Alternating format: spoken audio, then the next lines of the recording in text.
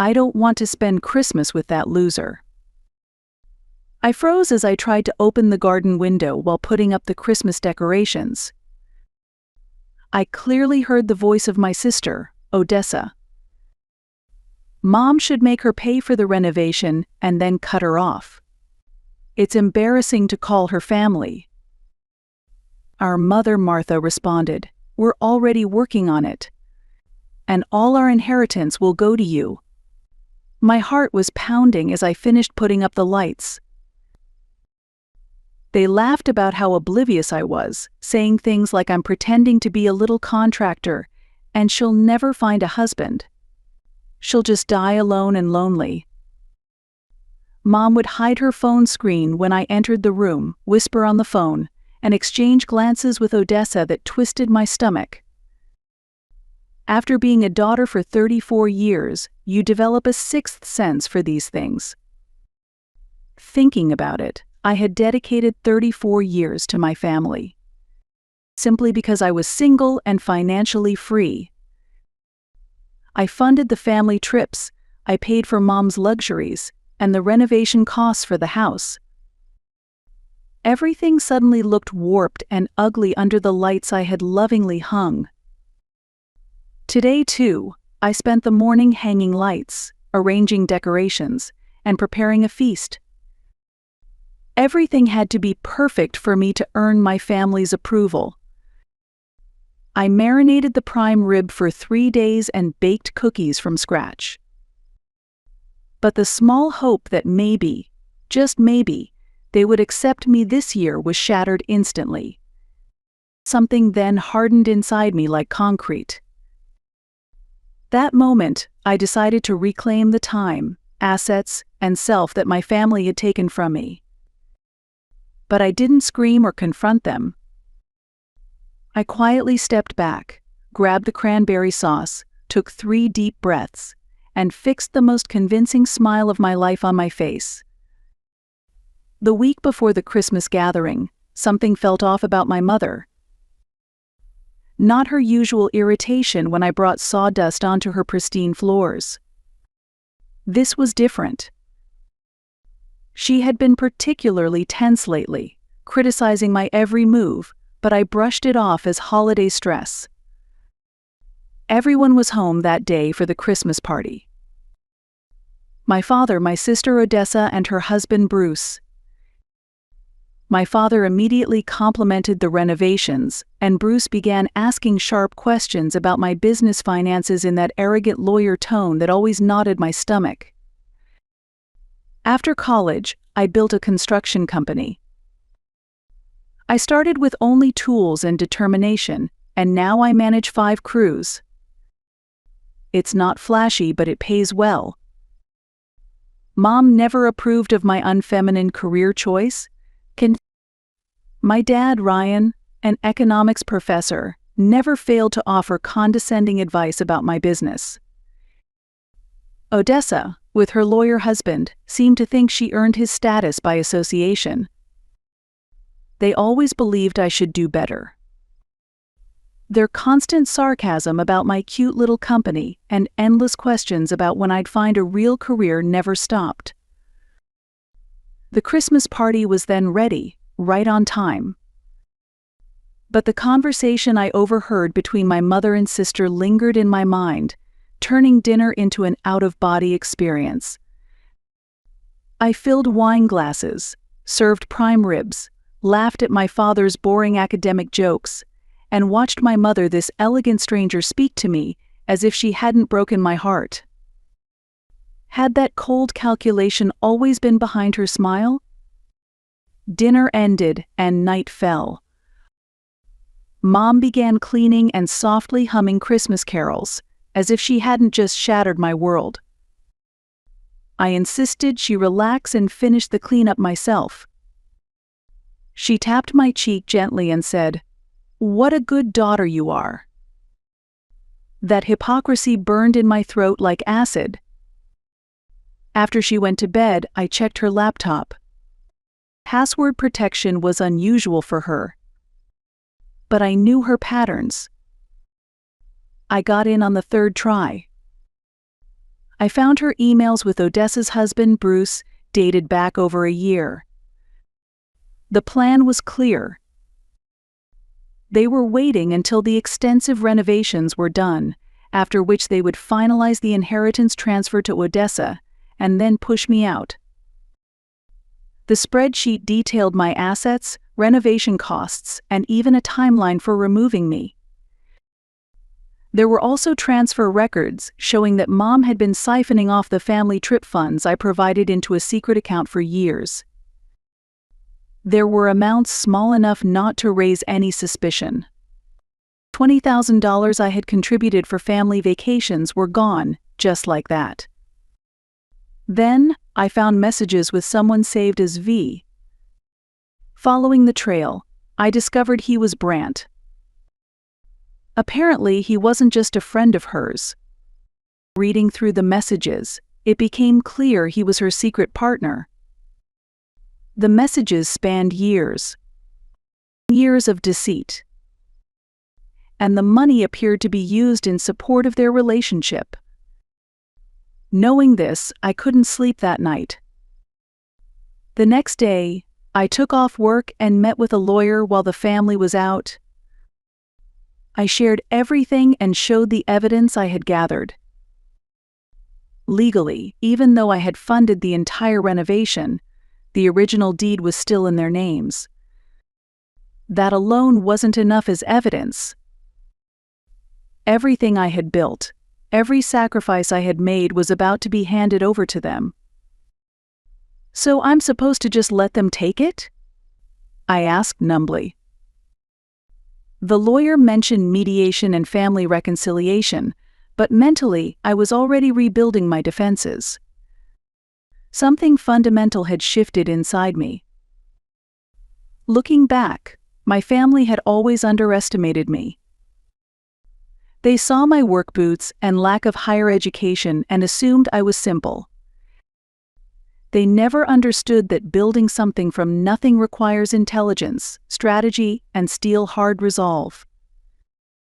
The next morning, I made my decision. As soon as everyone left, I took action. I installed small recording devices in the living room and kitchen. I crossed ethical boundaries I never thought I would need with family. I also set up a camera in Mom's room. Once everything was in place, I quietly baked cookies as if nothing had changed.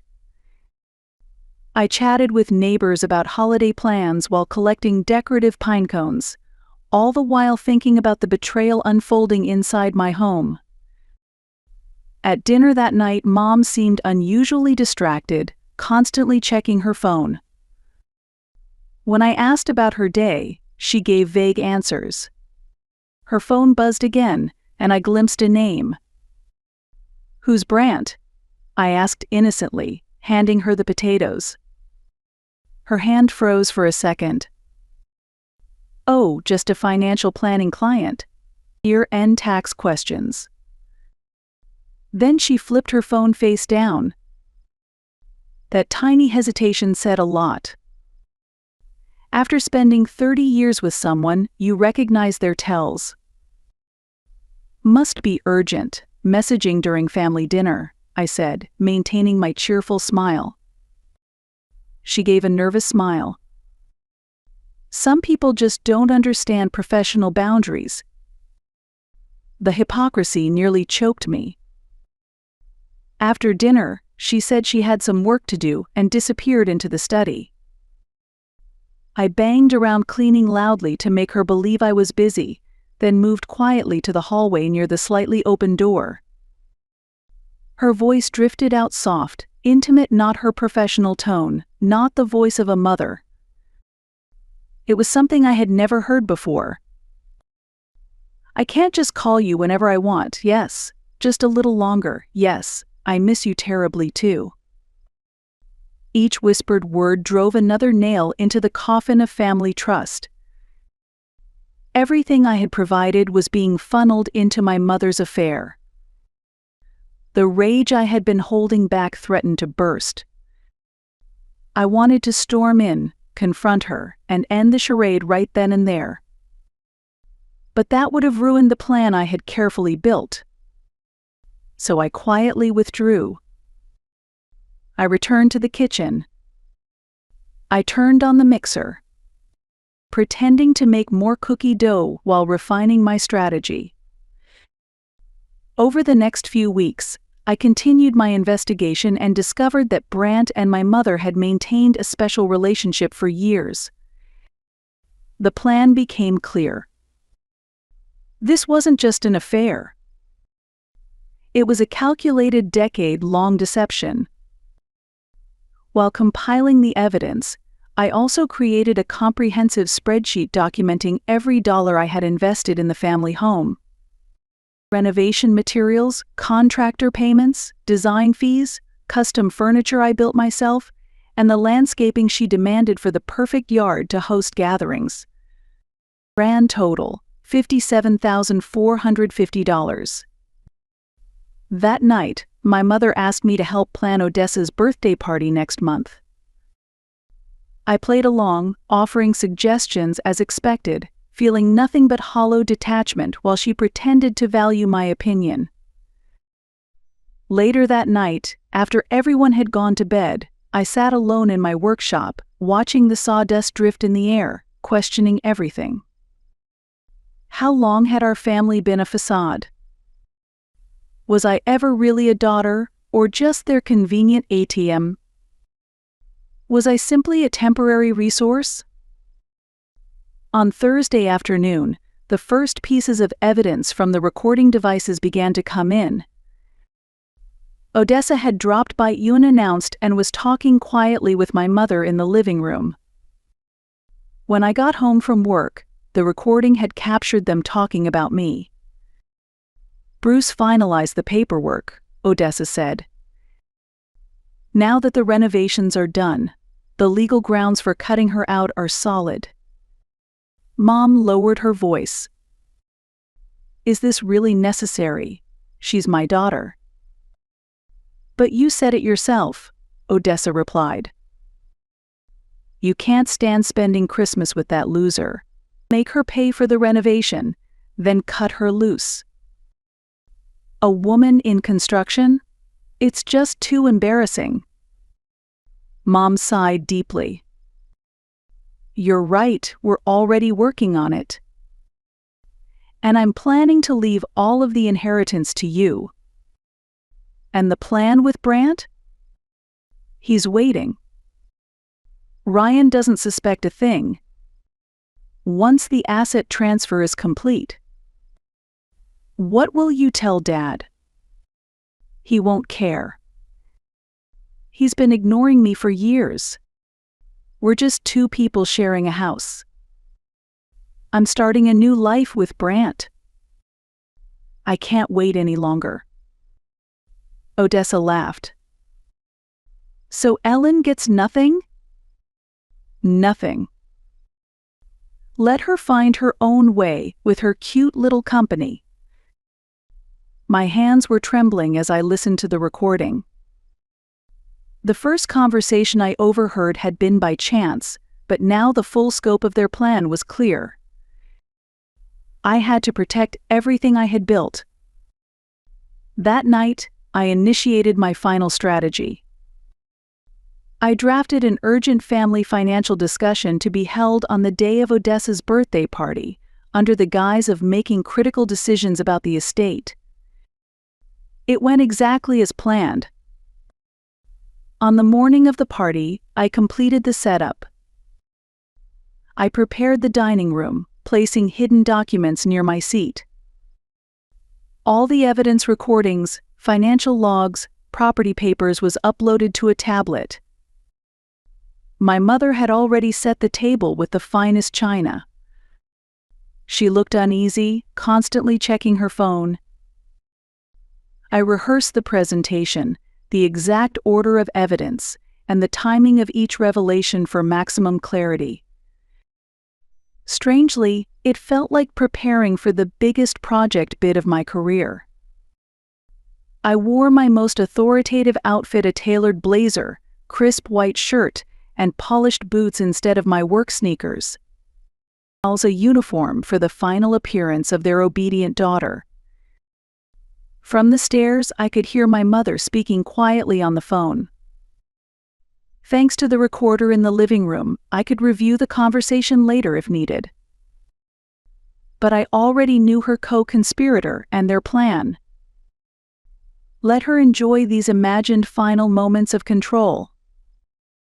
Let her reassure Brant that everything was going as planned. Let her believe these last hours were proof of her perfect execution. The doorbell rang. Mom jumped and hastily ended her call. Dad arrived first, home from work, predictably carrying an expensive bottle of wine. Odessa and Bruce arrived shortly after.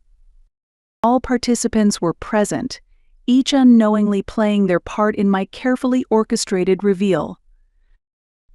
As we moved toward the dining area, Mom's phone lit up in her pocket. Before she could silence it, Brant's name flashed across the screen. I sat at the head of the table and placed the folder of evidence beside my plate. Mom sat to my right, Dad to my left. I controlled the story. As Dad debated wine selections, I stood and raised my glass. The conversation ceased instantly. I smiled deliberately at each family member, leaving Mom for last.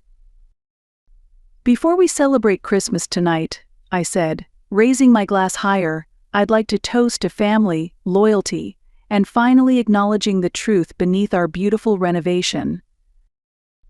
The confusion that crossed their faces was merely the overture. They had no idea what was coming. And neither did Mom. I calmly took a sip of Dad's expensive wine. Now, I continued, pulling out the tablet, I've discovered a serious issue that threatens everything I've built.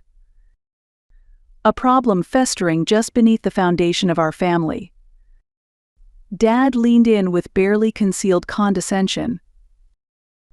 Budget constraints? Cash flow problems? I've always said your construction business lacked proper academic planning. Actually, I replied, connecting the tablet to the large screen, the problem isn't my business. It's our family? The room fell utterly silent. Mom's hand froze on mine. Ellen, she whispered, tense. What are you doing? That's when I played the recording of her and Odessa.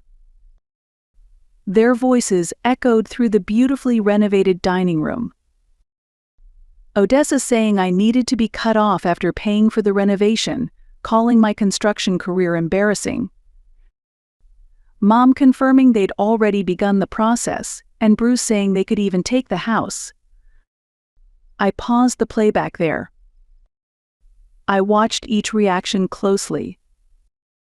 Odessa turned pale. Dad's expression crumpled in confusion. Bruce sat up, defensive.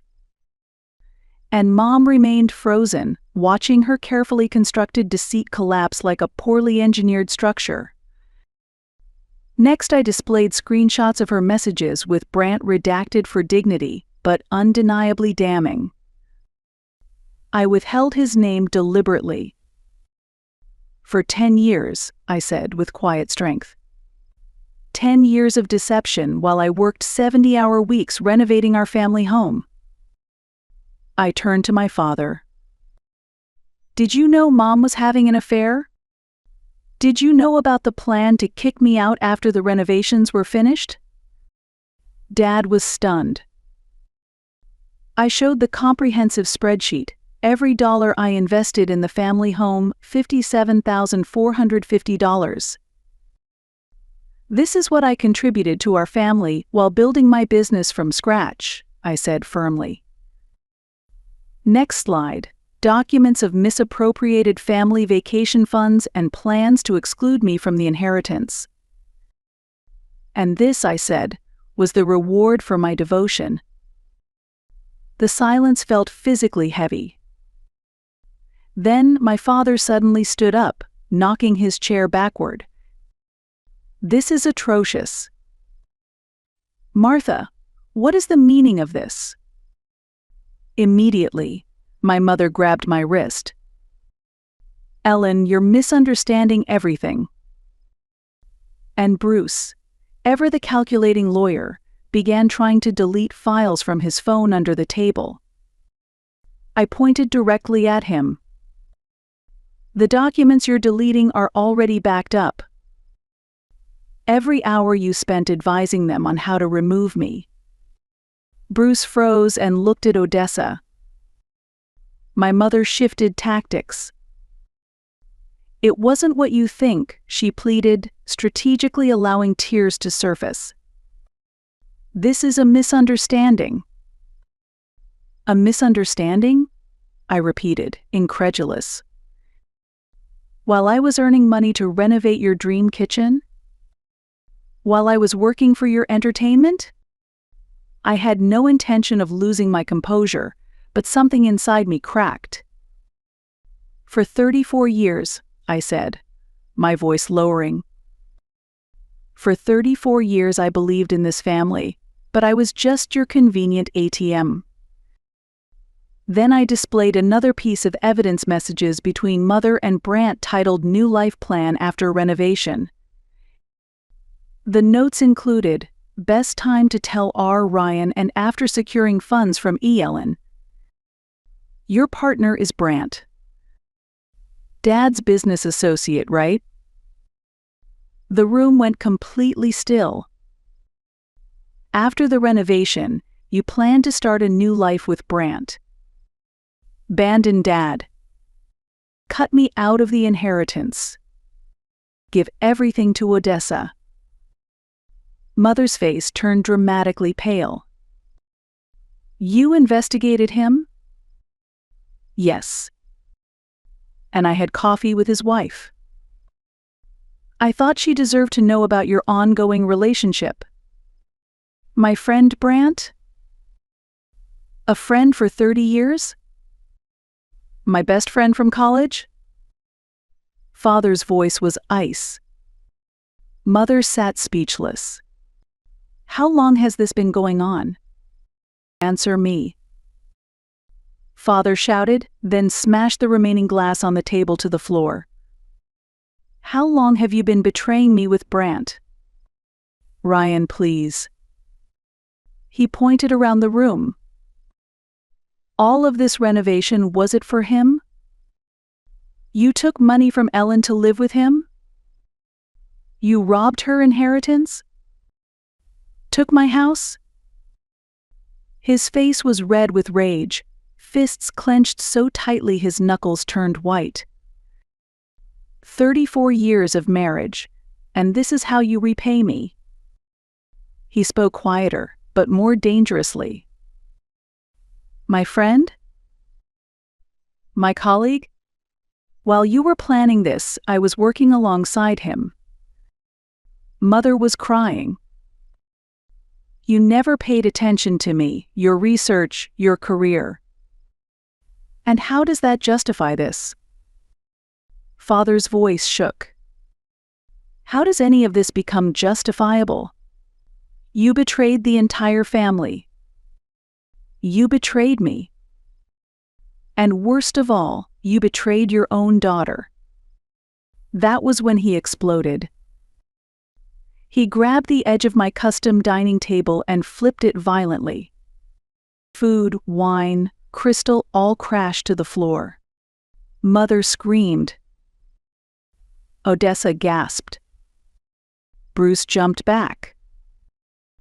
I sat still, strangely calm, watching decades of family illusion shattered around us.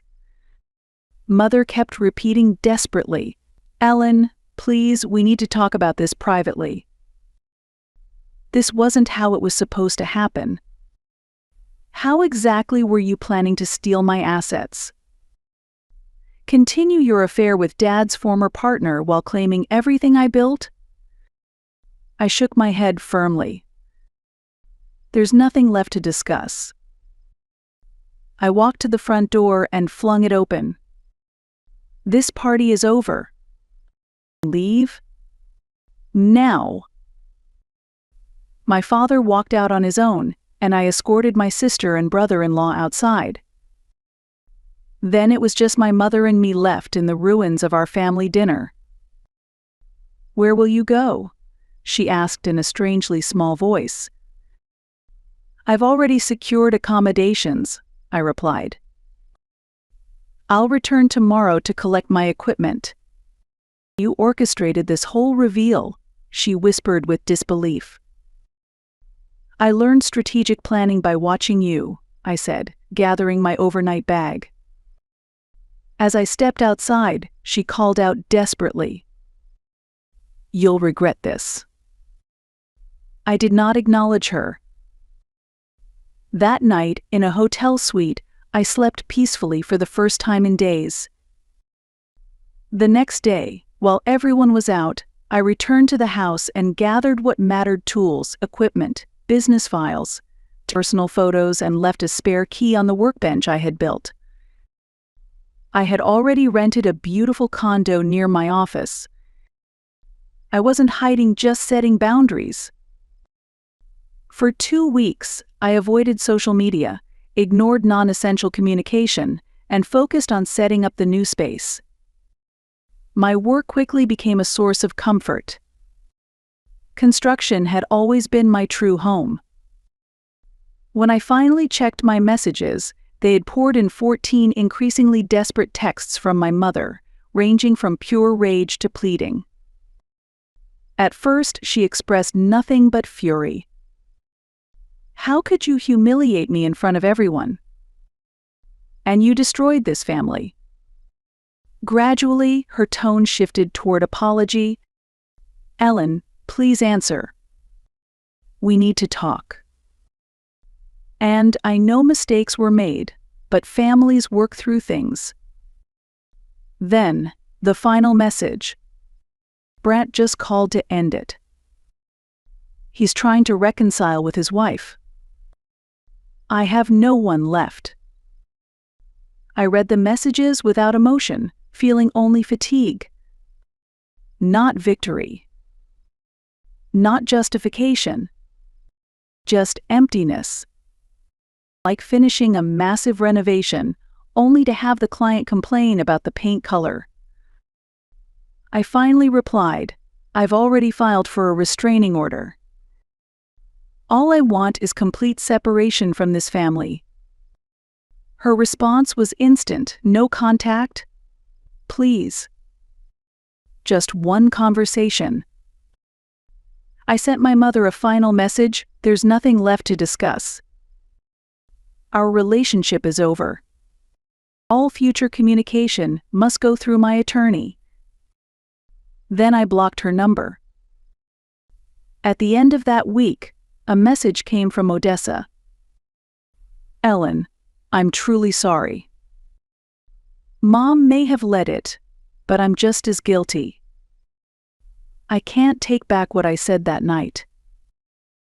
But we're still family, aren't we? Please, let's talk. Bruce says he can support your business. If you need legal advice." I immediately forwarded her message to my attorney. The next day, filings were submitted for restraining orders against both my sister and Bruce. After that night, my father contacted a lawyer. He conducted his own investigation and discovered that the affair between Martha and Brant had indeed existed. He was devastated by the depth of the betrayal and the fact that she had planned to leave him.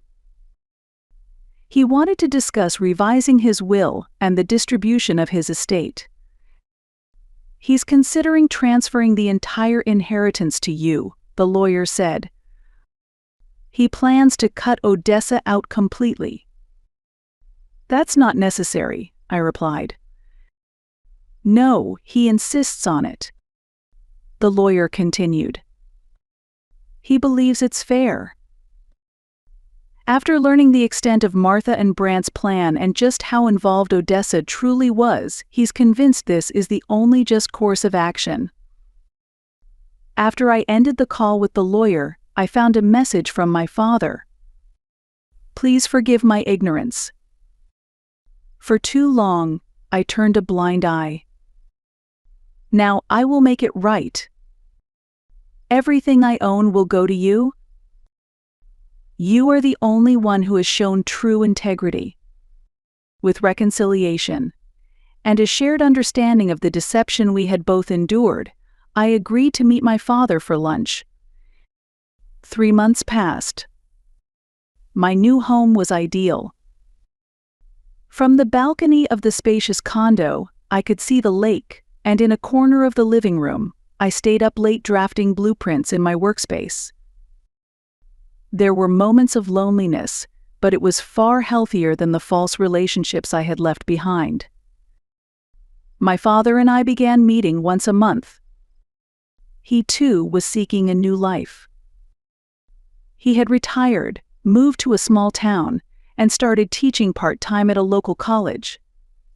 Our relationship was being rebuilt carefully, but steadily. We avoided talking about the family. Instead, we spoke of the future. One evening, I began taking measurements for a new design project. Sunlight streamed through the window, illuminating my workspace. If someone asked what I was measuring, I would have said this. Not just the dimensions of the room, but the possibilities of a new life.